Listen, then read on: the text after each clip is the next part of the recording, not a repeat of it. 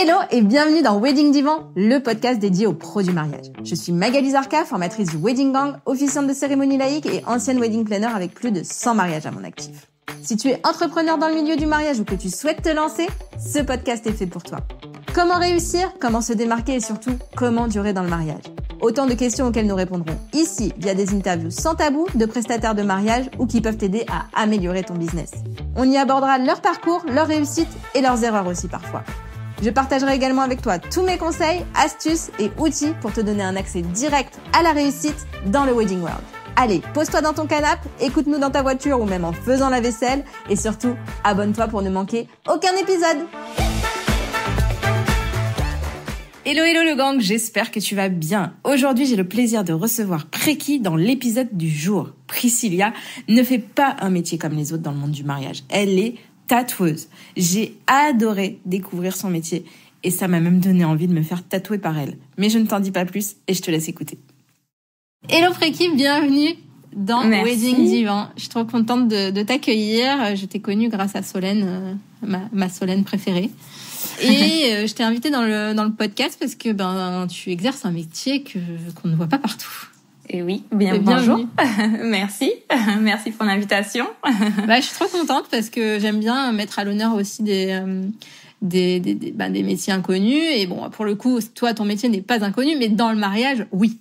C'est plus rare. Oui, c'est vrai. Effectivement, car je suis tatoueuse. De vrais tatouages qui restent toute la vie. Et tu vas me raconter un petit peu tout ça. Ouais. Mais avant, est-ce que tu peux me parler de ton parcours?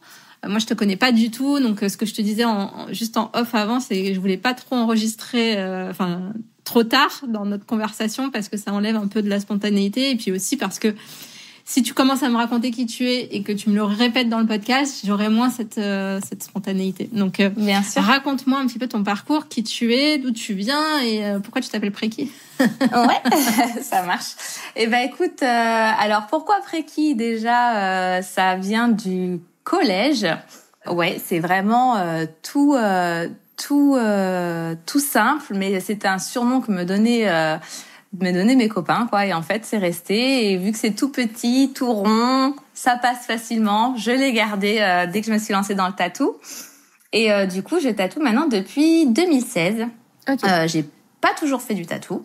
À la base, j'étais dans la mode. J'ai fait un BTS design de mode et design de textile et environnement. Donc du coup que j'ai décroché en 2011, je me suis directement mise à mon compte. En parallèle, j'étais professeure d'art appliqué en fait dans une petite école privée et sur Nice parce qu'à l'époque j'ai vécu 13 ans à Nice. Et en fait, en 2013, après 2 ans d'entrepreneuriat directement en sortie d'école, j'ai tout quitté car c'était vraiment trop dur pour en vivre et j'avais besoin de sécurité en fait. Et du coup, j'ai été animatrice jusqu'en 2015, donc vraiment rien à voir dans les écoles. Je faisais des activités manuelles et la passion m'a rattrapée car je suis passionnée de dessin depuis vraiment toute petite. Et c'est vrai que je voulais à tout prix faire un métier où on dessine tout le temps. Et la colle, quoi, parce que je me suis dit qu'est-ce que je peux faire parce que j'avais déjà démarché des maisons d'illustration, etc. Et c'est vrai que c'est très compliqué de rentrer dans l'illustration jeunesse, par exemple, que j'aimais beaucoup. Et c'est toute ma famille, tous mes cousins, on est une très grande famille, ils étaient tous tatoués, ils m'ont dit mais fais du tatouage. Et moi je disais mais non, hors de question. Enfin qui va vouloir porter mes dessins toute la vie. Pour moi c'était une pression énorme. Sachant qu'à l'époque, je dessinais beaucoup, mais je dessinais beaucoup pour moi, quoi. Enfin, vraiment, j'étais très pudique, je montrais pas trop mes dessins, etc. Tout le monde savait que je dessinais, mais c'est vrai que c'était encore assez pudique. Et puis, en fait, un beau jour, j'ai arrêté l'animation et je me suis dit, allez, go, on va essayer. Et j'ai fait le chose très scolaire. J'ai commencé un book de dessin pour le tatou pendant 4-5 mois chez mes parents. Et j'ai démarché des shops et j'ai eu beaucoup de chance. En fait, j'ai trouvé une nana qui m'a dit viens, je t'apprends à tatouer et ça a commencé comme ça, la petite aventure du tatou. Et ça m'a de suite plu. Enfin, tenir un dermo, c'est quand même incroyable. Dessiner sur papier, c'est quelque chose, mais dessiner sur un support vivant, c'est assez fou. Et du coup, voilà. Donc du coup, je suis tatoueuse depuis 2016 maintenant. Et comment tu t'es lancée dans le mariage alors ? Parce que il y a une différence entre tatouer dans la vie et tatouer sur un lieu de mariage où en fait les gens sont pas du tout prêts à ça dans leur tête à la base. C'est clair. Alors c'est assez fou parce que en fait j'ai fait 2 ans en shop Donc j'étais pas du tout itinérante à l'époque. J'ai commencé comme tous les tatoueurs bien souvent, donc en shop, sédentarité. Et en fait, j'ai une amie qui est wedding planner, et ça faisait des années qu'on s'était pas vu depuis l'école de mode justement. Et un jour, on se renoue sur les réseaux et elle me dit « C'est incroyable car je cherche pour mes mariés actuellement un tatoueur. Et si tu acceptes, ce serait juste fou, quoi. » Donc, on s'est retrouvés comme ça. Et puis moi, je dis toujours oui à toute aventure. Donc, du coup, je lui dis « Bah oui, allez, c'est parti. » Et donc, du coup, j'ai fait mon premier mariage en 2016. Ça faisait 4 ou 5 mois que je piquais. Et j'ai trouvé ça incroyable. Donc, forcément, j'étais pas du tout organisée, pas comme aujourd'hui, parce que maintenant, voilà, ça fait quelques années. Mais j'ai commencé à faire ça et vraiment le moment incroyable, c'était un petit mariage de 37 invités dans un lieu superbe en Provence et j'y suis allée avec mon petit book de flash de l'époque, des tout petits flashs très botaniques. C'est vrai qu'à l'époque, je faisais beaucoup de botanique et en fait, j'ai tatoué toute la soirée, quoi. J'ai tatoué quasiment je dirais pas les 37, mais pas loin des 37 invités et je me suis dit waouh. Ouais, c'était fou. Et ils savaient pas que j'étais là et même ceux qui au début regardaient sans vraiment trop d'a priori, trop savoir quoi s'ils allaient se faire tatouer ou pas, même en disant non mais il faut être fou, même ils me regardaient, ils me disaient mais il faut être fou pour 2 heures plus tard je les tatouais quoi, donc c'est assez dingue. Est-ce que c'était 2 heures plus tard ou c'était une fois que tout le monde était bourré que tu disais non c'est bon je suis prêt. Non, alors c'est vrai que pour mon premier mariage, j'avais pas anticipé tout ça forcément parce que c'était vraiment allez, je viens. Et non, ça va, j'ai quand même fait bien attention parce que sur la fin justement, je crois qu'il y en a 2-3 que je n'ai pas tatoués parce que ils étaient vraiment freestyle, vas-y, fais-moi ce que tu veux. Non, je ne fais pas ça, surtout qu'en plus je débutais quoi, ça faisait 4 mois que je tatouais donc impossible, j'étais déjà vraiment je sortais vraiment de mes sentiers quoi, donc non j'ai vraiment fait attention à ça et c'est vrai qu'aujourd'hui je suis encore plus carrée là-dessus, il y a pas de débordement quoi, donc non voilà, c'est venu comme ça et depuis j'enchaîne les petits mariages et c'est génial. Et comment t'appelles ça déjà quand t'arrives avec des boucles de flash? Ouais voilà, des boucles de flash. OK. Comment ça marche parce que j'imagine que sur un mariage, tu peux pas faire un truc énorme ou qui sort des sentiers, enfin tu vois, genre je veux ça et hop OK. Carrément. Et en fait alors comment je fonctionne moi, c'est tout simple, c'est les mariés donc du coup ils prennent un forfait d'un certain nombre de flashs, donc je propose 3 forfaits et donc ils me transmettent un thème, soit des mots-clés, soit des inspirations en termes d'images. Ils connaissent mieux leurs convives que moi, forcément. Donc voilà, parfois ils me laissent complètement carte blanche. Ils ont vu mon style sur Instagram, ils me disent ça colle tout à fait avec ce qu'on aime, donc vas-y. Et donc du coup là, à partir de ça, bien sûr, j'ai toujours une petite banque de flash en stock qui me reste sur l'année. Mais à partir de là, j'élabore vraiment tout un book de flash et il y a vraiment beaucoup de flash. Souvent, je propose entre pas moins de 50 flash jusqu'à ça peut aller à une centaine. Et c'est des tout petits motifs qui font environ 2-3 cm², quoi, tu vois. Et donc ils arrivent. Souvent les mariés ne le disent pas à tous les convives, donc c'est vraiment une animation complètement surprise. Je m'installe discrètement pendant que tout le monde est bien occupé pendant la cérémonie. Et là, j'ouvre ma fameuse fiche de réservation en début de cocktail, comme ça tout le monde est bien à jeun, tout le monde est bien lucide. Et donc là, ils choisissent en fait leur petit motif et ils s'inscrivent. Et honnêtement, en mariage, en 20 minutes, une demi-heure, la liste elle est pleine quoi. Donc ça marche vraiment bien. Tu tatoues combien de personnes par mariage à peu près? Alors j'ai dû faire peut-être 1 ou 2 mariages de moins de 20 pièces, mais sinon la moyenne c'est vraiment 20-23 pièces. Je suis montée à 26 une fois, enfin vraiment 20 pièces en moyenne facile quoi, en comptant les mariés. Parce que la petite particularité par contre, c'est que les mariés, vu que c'est leur journée, en amont, ils me font part en fait d'une idée bien précise et je leur fais un petit tatouage sur mesure. Donc pareil, pas quelque chose de très gros pour que ça n'empiète pas sur le reste de la presta, mais voilà, je leur élabore juste pour eux un petit tatouage sur mesure qu'ils valident en amont. C'est trop bien. Ouais, j'adore cette idée. T'as pas un endroit fixe où tu tatoues du coup, puisque tu fais les mariages, mais même dans la vie en fait, tu fais des mariages et aussi j'imagine des tatouages ailleurs, mais plutôt dans un style itinérant, c'est ça? Oui, c'est ça. En fait, après 2 ans et demi de shop, j'ai fait 2 shops différents. C'est vrai que déjà, je suis de nature à avoir la bougeotte. J'adore être dans un train, être dans une voiture. Enfin voilà, je me sens bien, je m'évade et ça me plaît. Et du coup, en fait, je me suis retrouvée après deuxième shop, une expérience pas très sympathique. Je me suis retrouvée, voilà, à avoir mes petites affaires et me dire qu'est-ce que je fais? Est-ce que je retourne en shop, sachant que ça me plaisait pas trop d'ouvrir une boutique, de la fermer, de rester toute la journée à attendre s'il y a des clients. C'est pas trop ma façon de profiter de mon temps. Donc du coup, je me suis demandé ce que j'allais faire. Et en fait, en 2018, j'ai eu la chance de faire un salon du mariage. C'était mon premier. Et donc du coup là, je me représentais toute seule, vraiment de moi-même. Et ça a cartonné. Enfin, c'était super. J'ai tatoué vraiment toute la soirée et tout le lendemain. Et en discutant avec les prestats, ils m'ont tous dit vas-y quoi.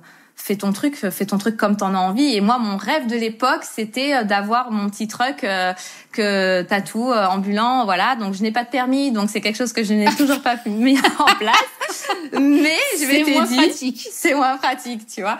Mais je m'étais dit, à terme, c'est quelque chose que j'aimerais faire. Et en fait, je me suis dit, permis ou pas, truck ou pas, qu'est-ce qui m'empêche en fait de prendre mes mallettes, mon repose-bras et go quoi. Et donc du coup, ça a commencé comme ça en fait, salon du mariage, carnet de contact.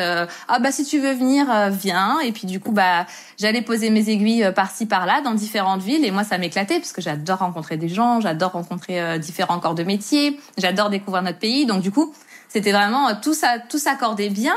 Et du coup, voilà, j'ai commencé comme ça. Et à chaque fois, ça prenait. Et vraiment, enfin, je m'éclate depuis 2018. Par contre, du coup, je suis itinérante et c'est quelque chose pour l'instant, je me vois pas du tout me poser et ouvrir un shop. Non, je suis trop bien comme ça. Donc, je pose mes aiguilles. Après, ça dépend. Ça peut être dans des cafés, dans des restos, dans des hôtels, dans des concept stores. Je fais beaucoup de concept stores. Je fais beaucoup d'événements type vide dressing, soirées de marque, enfin vraiment des lancements de boutiques, des ouvertures de boutiques. Je fais plein de petits événements comme ça et c'est vraiment chouette quoi. Trop bien. Donc voilà. Ouais. Et si moi demain je voudrais un tatouage de précis, comment ça marche? Parce que du coup j'ai chez moi mais j'ai pas de Ouais. Alors, en plus, je fais pas de domicile. C'est ça qui est assez... tout le temps, on me demande, du coup, tu fais du domicile? Non, je fais pas de domicile. Parce que sinon, je m'en sors plus déjà, rien qu'avec mes événements, ça remplit bien mon agenda. C'est ça qui est assez fou aussi, c'est que je ne fonctionne que par Instagram. Depuis 2016, je suis sur Instagram. Depuis 2018, où je fais d'itinérance, je suis sur Insta. Et en fait, qu'est-ce qui se passe? Je poste donc à l'époque, c'était en publication. Maintenant, c'est en story. Je pense en story, mes lieux, mes dates, la communication qu'on élabore avec la boutique ou avec l'événement en question. Et j'ouvre l'agenda en fait, et de là, on m'envoie un petit mail. Dès qu'on voit, hop, elle vient à Lyon par exemple, et c'est parti, c'est le feu vert. On m'envoie un petit mail. Il y a tout qui est précisé noir sur blanc pour la procédure de prise de rendez-vous. Si c'est une session, parce que parfois je fais des sessions qui sont que des sessions flash. Parfois je fais des sessions qui sont aussi des sessions avec projet perso, parce que j'aime bien aussi collaborer avec mes clients, donc on fait aussi du sur-mesure. Tout est précisé vraiment sur mes stories et puis en avant quoi. Il y a juste à suivre ma petite carte. J'ai même fait une petite carte avec mon parcours. Il y a juste à suivre sur Instagram. Ouais. Trop bien. C'est quoi les avantages et les défis d'être itinérante? Presque que des avantages honnêtement, parce que voilà, comme je disais, j'adore l'humain, donc là j'en rencontre beaucoup. J'adore bouger, donc c'est super. J'organise vraiment mon temps comme je le souhaite. J'optimise à fond parce que par exemple mes sessions ça va être les week-ends. Les week-ends, il y a plus de disponibilité au niveau de la clientèle.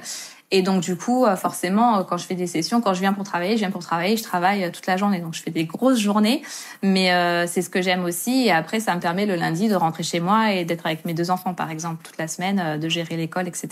Donc l'équilibre perso-pro. Donc ça, c'est plutôt chouette. Après, bien sûr, les défis ou les petits points un peu, c'est le transport du matériel. Clairement, c'est assez, même si je me suis rodée, mais mon dos, il me dit pas trop merci, quoi. Et puis oui, je rate pas mal de week-ends quand même, parce que je travaille le week-end. Donc pour l'instant, ça c'est le lot de tous les prestats mariages. C'est ça, voilà, c'est ça. Et encore, je rate pas autant que certains prestats parce que je trie vraiment, mais oui, voilà. Mais bon, après, ça peut se moduler, voilà. Pour l'instant, ils sont petits, donc je préfère roder mon organisation comme ça, et puis on verra plus tard. Mais moi, j'y vois que des avantages. Enfin, honnêtement, c'est mon dada, quoi. Trop bien. Si on revient un petit peu sur les mariages, sur les jours J, donc là, tu peux, avec ton système, tu peux tatouer partout. Quasiment. Dans toutes les villes, on va dire. Ouais. Ah oui, voilà. Toutes les villes, sans problème. C'est quoi les mesures de sécurité et d'hygiène? Comment ça fonctionne, vu que t'es itinérante? Et alors, oui, souvent c'est la question qui revient forcément parce que surtout que c'est très récent de sortir le plan de travail du tatou hors du shop. En 2016, par exemple, ça se faisait pas du tout. Et maintenant, ça y est, ça se démocratise un petit peu. Donc ça va, mais en fait, ce qu'il faut savoir, c'est qu'il faut être, de mon point de vue, après chacun fonctionne comme il le sent, mais alors voilà, moi je suis une nature très maniaque, donc peut-être pas maniaque, faut peut-être pas l'employer mais je suis une nature très précautionneuse et tout ce qui est plan de travail, ça va être vraiment la base. Utiliser que du matériel à usage unique, ça, mais même en shop, c'est ce qu'on fait, on utilise que des choses à usage unique, donc au moins il n'y a pas de risque. Privilégier l'intérieur. C'est vrai que parfois on m'a demandé, surtout au tout début, si je pouvais tatouer en extérieur. Je l'ai fait, sans problème, j'ai jamais eu de soucis. Mais c'est vrai que à privilégier quand même l'intérieur parce que, par exemple, des fois quand c'est des mariages en Provence, qui dit Provence dit vent, et c'est pas génial en fait pour l'hygiène, même pour le confort du tatoué et du tatoueur, c'est pas top. Et voilà, en fait, ça va se situer au niveau du plan de travail, de mes mains et de là où repose le membre de la personne. Donc souvent, c'est mon repose-bras, tout simplement. Voilà, après, je suis tout le temps en train de désinfecter tout. Enfin, vraiment, j'installe toujours le plan de travail devant la personne que je vais tatouer. Et d'ailleurs, en mariage, c'est ce qui ressort à chaque fois. C'est qu'ils me regardent et ils me disent « Mais vous changez tout à chaque fois ». Et ça, bien sûr, c'est la base quand on devient tatoueur, qu'on fait le diplôme d'hygiène, c'est ça. C'est savoir monter un plan de travail hygiénique et ça, je veille vraiment là-dessus. Donc voilà. Ok. Au niveau de l'encre que tu utilises ou... Parce que moi par exemple, je sais que je me suis fait tatouer une fois avec ma meilleure amie et qu'elle est végane, donc elle cherchait vraiment un endroit safe là-dessus aussi. Comment ça se passe de ton côté? Eh là, il faut savoir que quasiment presque toutes les encres sont véganes aujourd'hui. Okay. Il y a tellement de normes en fait qui ont été mises en place. Alors j'ai de la chance. En tout cas, pour ma part, la facilité, c'est que je n'utilise que de l'encre noire ou de l'encre blanche. Donc déjà, ce sont deux encres qui sont réglementées, qui n'ont pas de problème depuis très longtemps maintenant. Mais c'est vrai que maintenant, je crois que c'est rentré un peu dans les mœurs aussi. Donc toutes les encres sont véganes. Les encres noires. Après, tout ce qui est couleur, je sais qu'il y a plus de soucis, mais moi, du coup, je n'en fais pas. Et voilà, même au niveau de tout ce qui est... parce que c'est vrai que j'ai toujours dit, le tatouage, c'est pas du tout un métier écologique. On utilise énormément de papier, de plastique. Et ça y est, là, ça arrive. Il y a quand même des protections maintenant qui sont biodégradables. Donc ça, c'est chouette. Et ça se fait de plus en plus. Et je pense que, à force de se tourner vers ce métier qui maintenant, il y a beaucoup de gens tatoués, il y a beaucoup de tatoueurs, quoi. Donc ça y est, on s'y tourne et non, ça devient vraiment cool. Ça y est, ça m'a donné envie de faire mon deuxième tatouage. Avec toi. Avec plaisir. Ouais. Donc sur les jours J, comment ça se passe? Donc t'as j'arrive pas à retenir les flashs.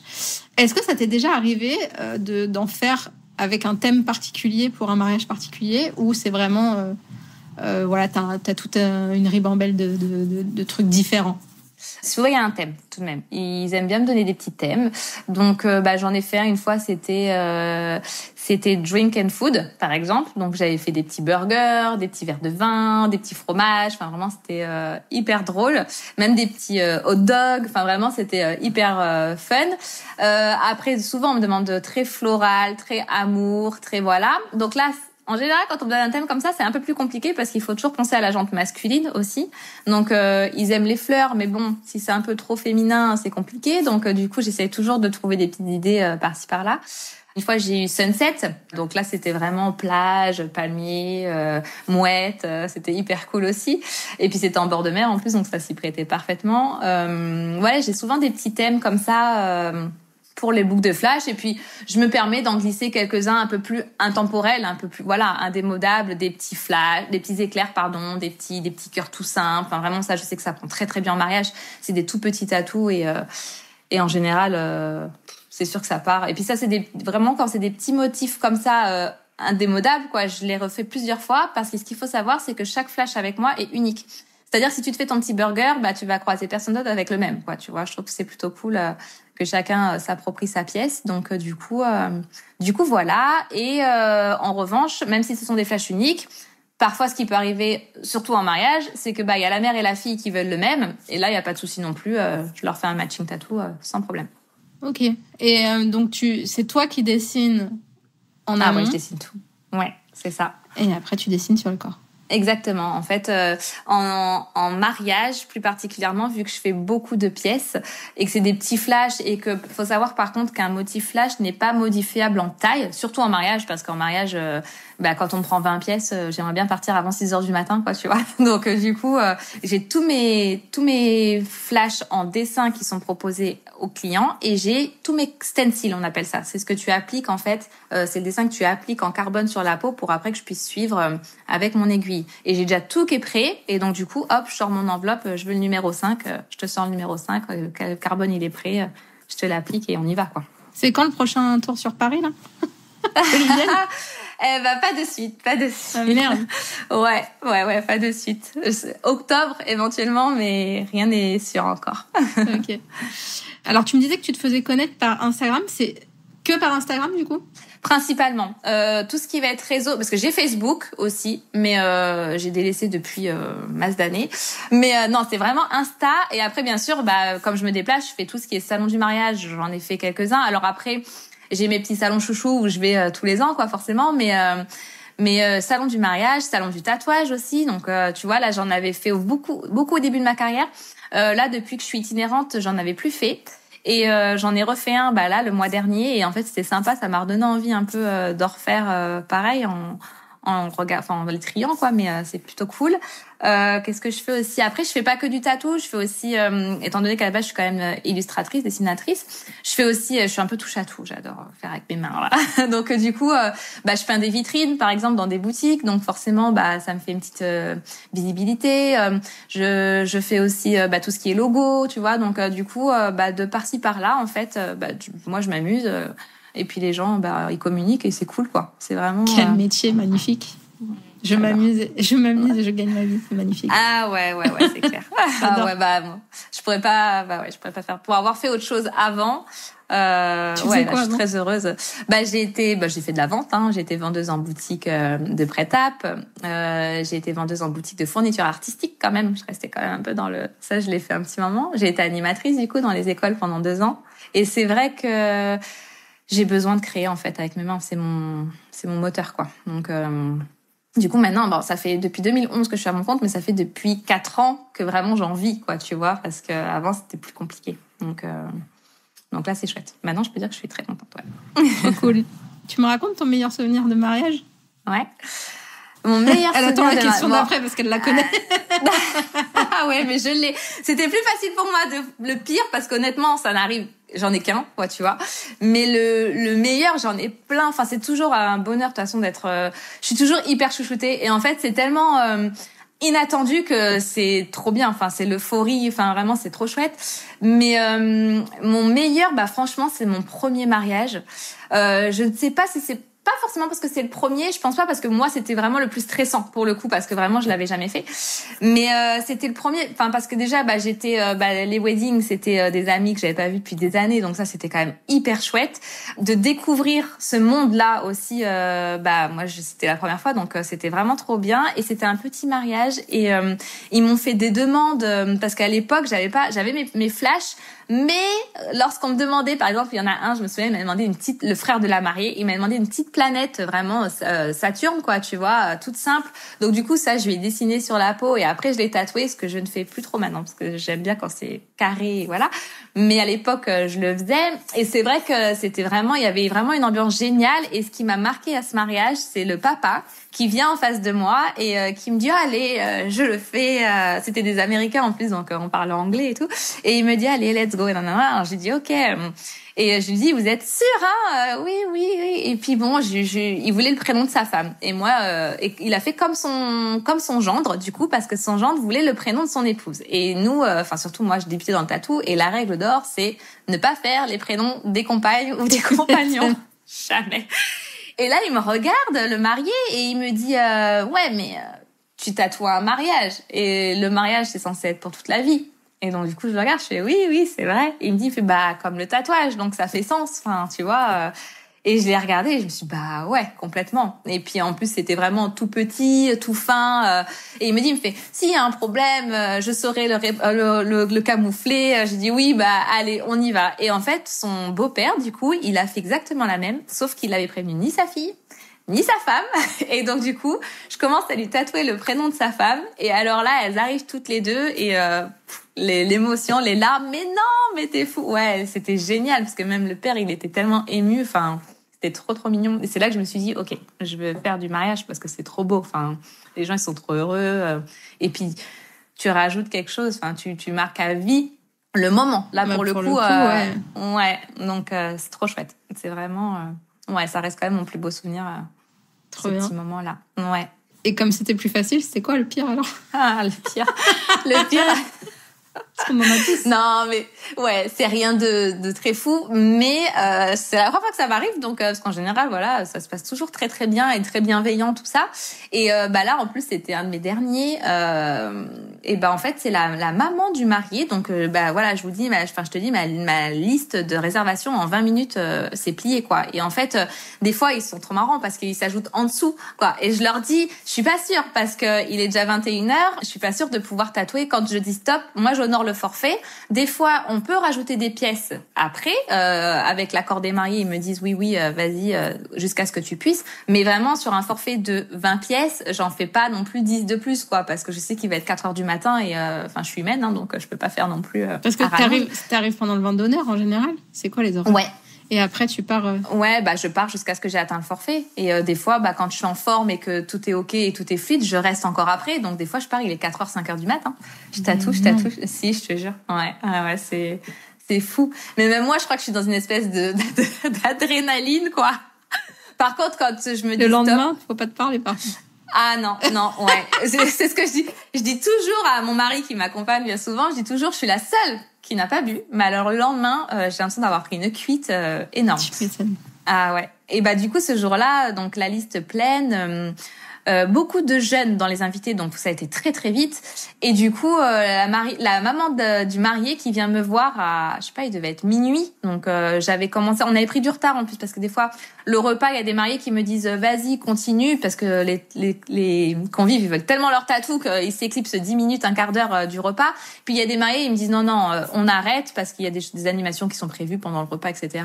Et donc du coup je reprends après. Et là ça avait été le cas, donc je m'étais arrêtée 1h30 pendant le repas. Et donc du coup là il était minuit mais j'étais pas bien avancée dans ma liste de résa et elle vient s'asseoir en face de moi et elle me dit j'aimerais passer maintenant. Et du coup je lui dis bah madame moi j'aimerais bien mais depuis 18h il y en a plein qui attendent, ça c'est compliqué enfin. Et elle me dit non mais je voudrais passer maintenant. Et donc du coup il y a tout le monde autour de moi et personne ne dit rien et du coup je lui dis bah essayez de voir avec ceux qui sont inscrits peut-être que enfin voilà avec les proches peut-être qu'ils veulent bien vous céder la place. Et en fait, elle est devenue toute rouge et elle s'est vraiment énervée et elle m'a dit donc vous ne voulez pas, avec un air très accusateur. Et donc du coup, je lui dis bah c'est pas que je veux pas, mais c'est que je peux pas. Enfin, c'est pas très sympa pour ceux qui attendent. Et donc du coup, elle s'est levée et elle a crié dans toute la salle la tatoueuse ne veut pas me tatouer. La tatoueuse ne veut pas me tatouer. Et donc du coup, j'ai fini par me lever très gênée parce que je ne savais pas comment faire et je me suis levée et j'ai demandé est-ce que quelqu'un veut céder sa place à... Et ils m'ont tous dit ah non, préquis. Ah non, on attend depuis 18h, on va pas attendre quoi. Enfin, on va pas céder notre place donc et elle était vraiment remontée et après le marié est venu m'en toucher 2 mots. Donc c'était un peu délicat quoi. Mais t'as dit quoi le marié? Pardon ou il t'a dit Non, il m'a dit ça aurait été sympa de faire passer ma mère sauf que je lui ai dit bah vois avec tes potes parce que moi je vais pas dire à tout enfin les pauvres en plus souvent quand c'est comme ça ils attendent, ils se mettent autour de moi. Ils regardent ce que tu fais pour l'autre et puis c'est ça. Toi t'as la pression, faut que j'aille vite.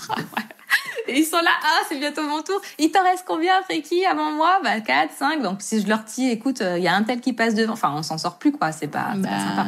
Oui. Donc voilà, c'est mon petit, Les mamans, des fois. Ouais.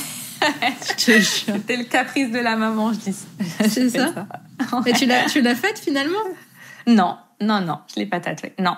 Et en plus, comme, j'avais pas du tout, déjà, on avait commencé tard, donc du coup, à la fin de la liste, j'en avais 3, je crois, qui étaient inscrits. Et à la base, j'étais pleine d'entrain, quoi. Donc j'avais dit, oui, bon, normalement, ça devrait le faire. Sauf qu'en fait, quand tu vis un truc comme ça te plombe, tu vois, et t'étais concentrée, et puis t'as quand même, du coup, je suis sortie un peu du truc et je suis arrivée avant la fin et j'ai dit non, je suis désolée. En plus, le marié qui vient me rouspéter derrière, j'ai dit non, je vais m'arrêter à mes 20 pièces et puis je vais y aller, quoi. Et donc du coup, bon, il était pas très content, mais c'était comme ça parce que j'avais pas envie de prendre sur moi non plus finalement pour continuer, donc oui.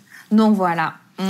Bon, en tout cas, arriver. Quel beau métier, j'adore. Oui. Je vais suivre de près où tu vas parce que ça m'a donné vraiment envie de faire le prochain avec toi. Avec plaisir. Comme quoi. J'étais pas du tout partie pour ça quand je t'ai invité.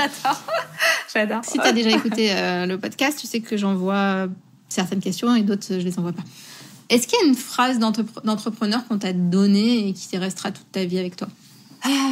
Une phrase, je sais pas, mais on m'a toujours dit, tu verras, être à son compte, il y a des hauts et il y a des bas. C'est un fait. Et après avoir fait du salariat, j'ai pas du tout, j'arrive pas. J'ai essayé. En fait, dans le salariat aussi, il y a des hauts et des bas. Bien sûr, c'est ça. Et c'est vrai que peut-être aussi, dans les bas, je dirais finalement le plus gros bas qui y est, c'est cette insécurité de pas avoir de travail le lendemain, quoi. Et ça, on me le dit. Et même des copines qui se mettent à leur compte aujourd'hui, moi, je suis quand même depuis 2011 maintenant. Elles me disent, oh, ça fait 2 ans, là je suis dans un creux. Je leur dis, mais c'est normal, ça peut pas être toujours au top tout le temps.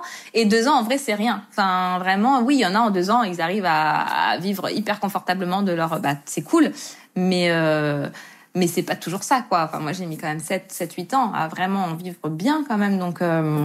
Ouais, 7 ans, je dirais vraiment à vraiment pouvoir payer mes factures, vivre tranquillement, me faire plaisir, partir en vacances. Donc c'est vrai que faut être patient et faut toujours essayer d'avoir ce petit feu, quoi. Donc des fois si ça s'éteint, c'est pas grave, hein, ça arrive, quoi, mais avoir le petit feu pour repartir l'allumette qui rallume tout. Ouais, c'est ça. OK. Ton dernier coup de cœur dans le mariage? Et dans le mariage en général, je dirais que c'est des organisateurs de salons de mariage qui ont été vraiment pour moi une rencontre incroyable. C'était des tatoués en plus, c'est des gens que je tatouais en particulier, et maintenant ils sont devenus organisateurs de salons de mariage, et c'est vraiment mon petit couple chouchou. C'est qui? C'est Delphine et Richard. Ah ouais. Évidemment, de l'amour, la mode. Mais ouais, c'est ça. Et vraiment, ouais. C'est une de mes coachées.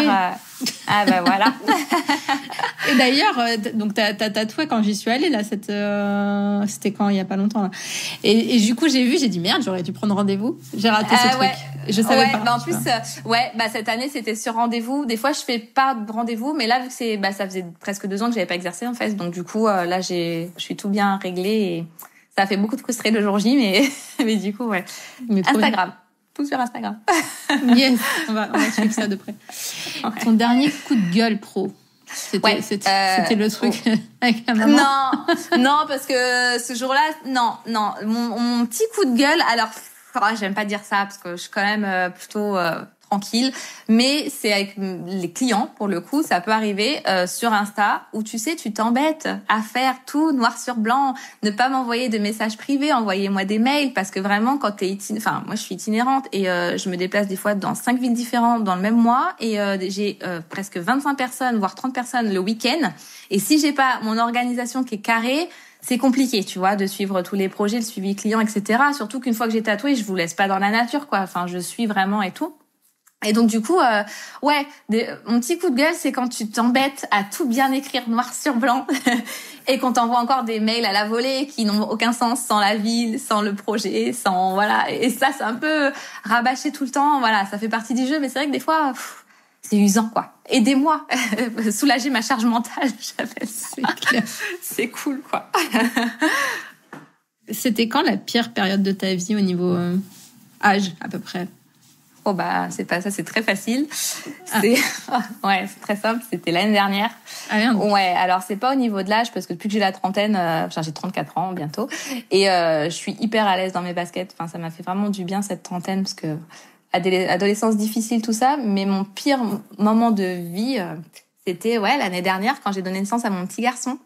Car j'ai un petit garçon qui est malade, que j'ai failli perdre. Et c'est pour ça que là, on sort d'une période bien rude.